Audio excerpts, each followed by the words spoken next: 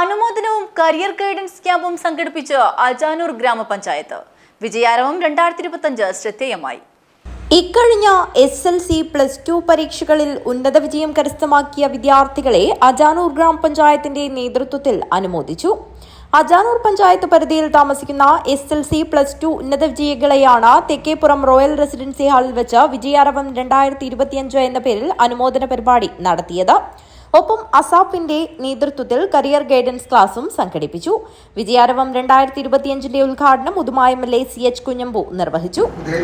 എല്ലാ സംവിധാനങ്ങളും കൊടുക്കുന്നതാണ് എയ്ഡഡ് സ്കൂൾ.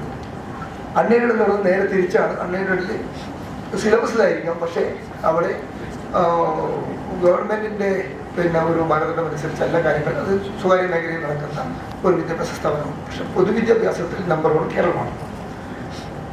മുമ്പൊരു ധാരണ ഉണ്ടായിരുന്നു, നമ്മുടെ സർക്കാർ എയ്ഡഡ് സ്കൂളുകളിൽ പഠിച്ചാൽ കുട്ടികൾക്ക് നല്ല മാർക്കും കിട്ടുന്നില്ല, പഠനവുമില്ല, കുട്ടികൾ മോശമാകും എന്നൊരു തോന്നൽ നമ്മുടെ രക്ഷിതാക്കൾ വന്നിരുന്നു. അതിൻ്റെ ദോഷം എന്താ വെച്ചാൽ, അങ്ങനെ ഘട്ടമുണ്ടായിരുന്നു. 10 കൊല്ലം മുമ്പ് ഈ സ്കൂളുകളൊക്കെ ആകെ ദുർബലപ്പെട്ടു, ആരും ശ്രദ്ധിക്കാതിരുന്നു. അപ്പോൾ കുട്ടികൾ വൻതോതിൽ അൺഎയ്ഡഡ് സ്കൂളുകളിലേക്ക് മാറാൻ തുടങ്ങി. Ajanur panchayat president T. ശോഭ അധ്യക്ഷത വഹിച്ചു.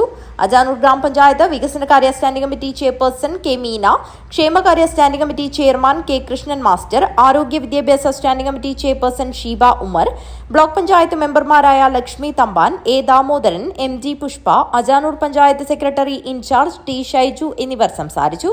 Ajanur panchayat vice president K. Sabeesh സ്വാഗതവും ASAP programme manager N. K. Prajith നന്ദിയും പറഞ്ഞു. തുടർന്ന് അസാപ്പിന്റെ നേതൃത്വത്തിൽ നടത്തിയ കരിയർ ഗൈഡൻസ് ക്യാമ്പിൽ നിരവധി വിദ്യാർത്ഥികളും വിദ്യാർത്ഥിനികളും രക്ഷിതാക്കളും സംബന്ധിച്ചു. News bureau, Kanhangad.